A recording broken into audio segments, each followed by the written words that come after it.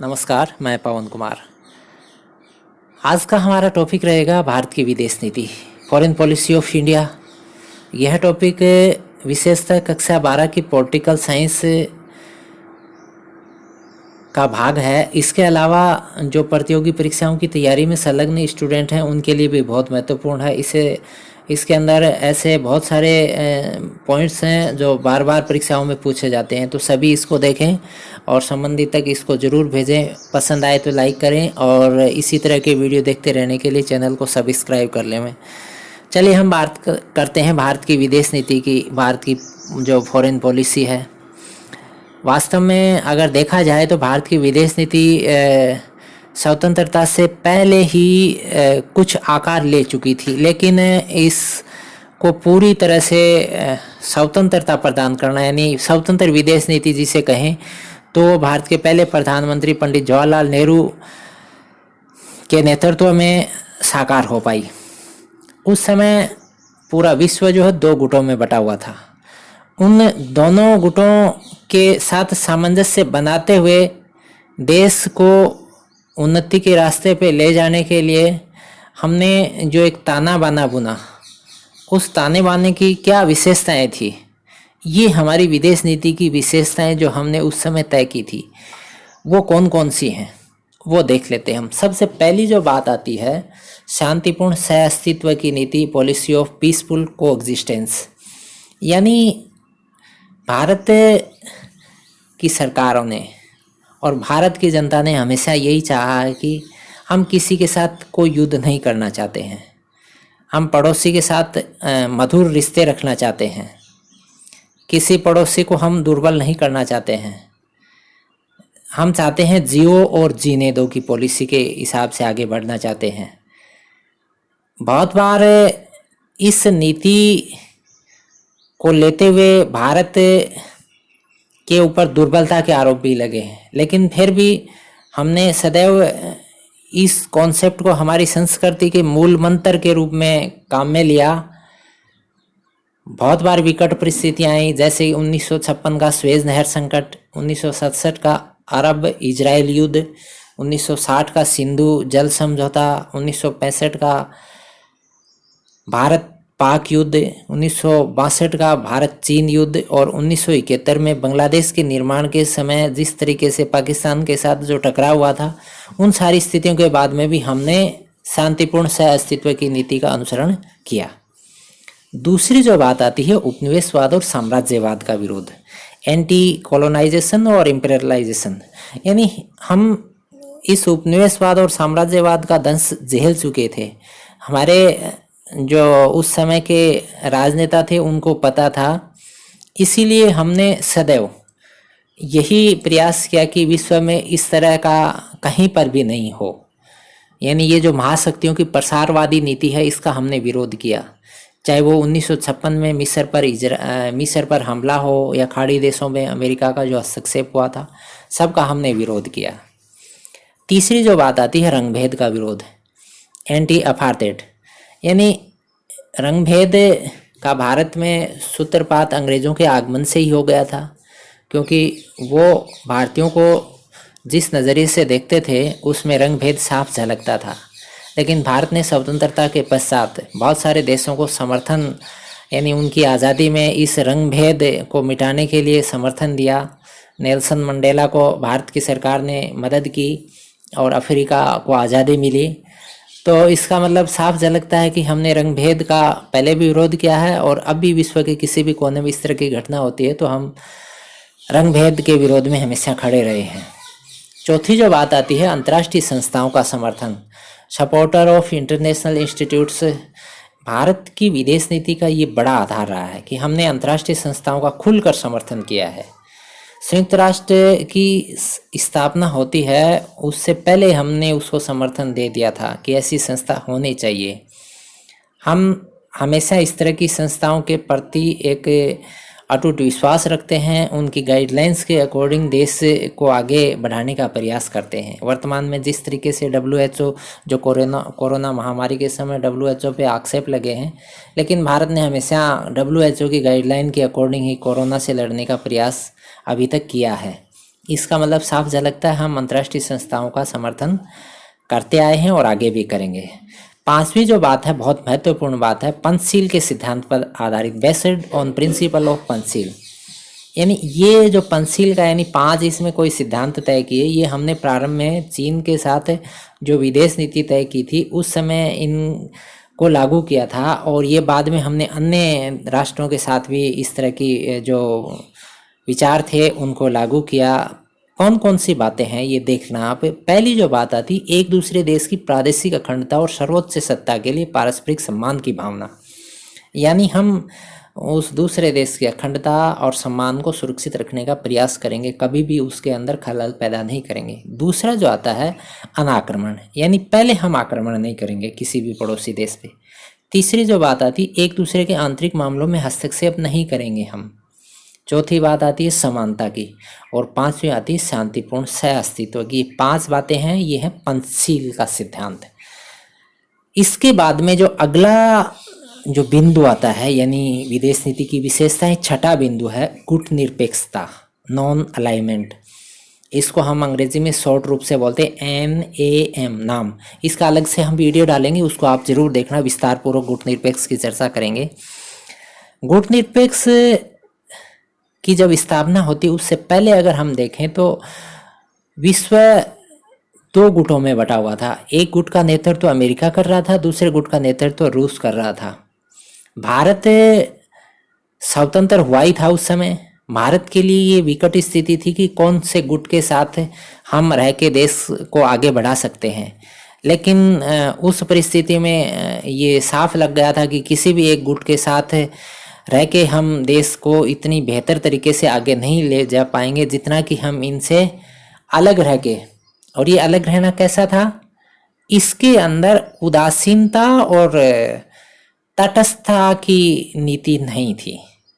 ध्यान देना, ऐसा नहीं है कि हम किसी भी देश के साथ एकदम से ये हो कि क्लियर ये नीति कि हम आपके साथ किसी भी तरह का एग्रीमेंट नहीं करेंगे, ऐसा नहीं था। सिर्फ ये एक असैनिक एग्रीमेंट था जिसके अंदर भारत के प्रधानमंत्री पंडित जवाहरलाल नेहरू, युगोस्लाविया के प्रमुख मार्शल टिटो और मिस्र के नासिर हुसैन, इन 3 व्यक्तियों ने मिलके और एक एग्रीमेंट किया और ये गुटनिरपेक्ष कहलाया। इसका स्टार्टिंग जो सम्मेलन है वो 1955 में बांडुंग में होता है, और उसके बाद में धीरे धीरे इसकी आगे और प्रोग्रेस हुई। सारी चर्चा हम आगामी वीडियो में करेंगे, उसको आप जरूर देखना। तो ये गुटनिरपेक्ष की स्थिति है। गुटनिरपेक्ष का वर्तमान में क्या संदर्भ रहा, इसको भी हम आगामी वीडियो में समझाएंगे। इसके बाद में जो बात आती है, भारत की विदेश नीति के नए आयाम क्या है, new dimension of Indian foreign policy. कुछ नई चीज़ें जुड़ी हैं विदेश नीति में। कौन कौन सी चीज़ें आपको लगती हैं? 90 के दशक में तो देखो आर्थिक क्षेत्र में जो सुधार के लिए उदारवाद की नीति लागू की। उस समय भारत के प्रधानमंत्री PV नरसिम्हा राव और वित्त मंत्री डॉक्टर मनमोहन सिंह थे, और देश की स्थिति किस तरह से खराब हो चुकी थी उससे उबारने के लिए उन्होंने उदारवाद लागू किया। वास्तव में अगर देखा जाए तो भारत ने अपनी अर्थव्यवस्था को एक स्थायित्व देने के लिए क्या है, निरंतरता रखी है, और इस निरंतरता की बदौलत ही आज भारत का जो ढांचा है इस रूप में आ गया है कि बड़ी से बड़ी विपदा को अभी भी झेल रहा है और अन्य देशों के मुकाबले ज़्यादा स्टेबल है। यानी इसके अंदर जो हमारी विदेश नीति का जो रिसेंट में अगर डायमेंशन देखें तो मेन जो बात आती है, एक सुरक्षित और स्थिर क्षेत्रीय पर्यावरण की स्थापना करना। हमारा आर्थिक विकास है वो भी इस बात को ध्यान में रखते हुए है। इसके बाद में जो वर्तमान में सरकारों ने जो सबसे ज़्यादा फोकस रखा है वो है आपके आतंकवाद के प्रति शून्य सह्यता, यानी 0 टॉलरेंस की नीति का अनुसरण है। यानी पड़ोस के देशों में जिस तरह से आतंकवाद पनप रहा है और उसका भारत के ऊपर जो बुरा असर हो रहा है उसको ध्यान में रखते हुए हमने ये प्रयास किया कि भारत के अंदर आतंकवाद जो है वो पूरी तरह से ख़त्म हो जाए, यानी 0 टॉलरेंस आतंकवाद के प्रति बड़ा विचार है और इसके ऊपर सरकारों ने काम प्रारंभ भी किया है। हो सकता है सतत रूप से इस तरह का चलता रहे तो आगामी समय में भारत आतंकवाद से मुक्त हो भी पाए। इसके अलावा भारत के जो पड़ोसी देश हैं, उन पड़ोसी देशों में भारत का जो उत्तर में सबसे जो बड़ा पड़ोसी देश और जिस तरह से विश्व के अंदर उसने अपनी शक्ति को बढ़ाया यानी चीन ने, उसके प्रति भी भारत की नीति जो है उसमें स्पष्टता रखी है और उसमें ये साफ हुआ है कि ये जो महाशक्ति है ये भारत को ज़्यादा जो है अपने शिकंजे में न ले। इस चीज़ को ध्यान में रखते हुए भारत ने हर वो कोशिश की है जिससे भारत आत्मनिर्भर हो, वहाँ से निर्भरता कम हो जाए। ये वर्तमान में एक बड़ा फैक्टर उभर के आया है कि चीन की जो शक्ति है उस शक्ति को समझते हुए एशिया के अंदर एक बैलेंस बनाने के लिए भारत ने अपने आप को समृद्ध करने के लिए और चीन से व्यापार जो है उस घाटे को कम करने के लिए आत्मनिर्भरता के ऊपर काम प्रारंभ किया है। ये एक नया कॉन्सेप्ट आया है। इसके बाद में जो अगली बात आती है नवीन विदेश नीति का सूत्रपात। देखो beginning of new chapter in foreign policy, इसका सूत्रपात भारत की जो वर्तमान में सरकार जो प्रधानमंत्री नरेंद्र मोदी अभी जो दूसरे कार्यकाल में है, इससे पहले का जो 5 साल का कार्यकाल, इस पूरे कार्यकाल को यानी एनडीए जो गवर्नमेंट है इसके कार्यकाल की जो विदेश नीति है उसको हम इस नए सूत्रपात के रूप में देख सकते हैं। इसके अंदर मुख्य फोकस रखा है व्यापार, संस्कृति और संपर्क पे, और ये है एक आपकी रूपांतरित कूटनीति। और इन 3 चीज़ों को ध्यान में रखते हुए भारत ने अपने पड़ोसी देशों के साथ जितने भी तरह की बाधाएं थी उनको पार पाने का प्रयास किया है और इसके अंदर एक बड़ी सफलता भारत को मिली है। 2015 में भारत और बांग्लादेश के बीच में एक बड़ा इश्यू था। कुछ ज़मीन के भाग थे जो एक दूसरे देश के अंदर थे।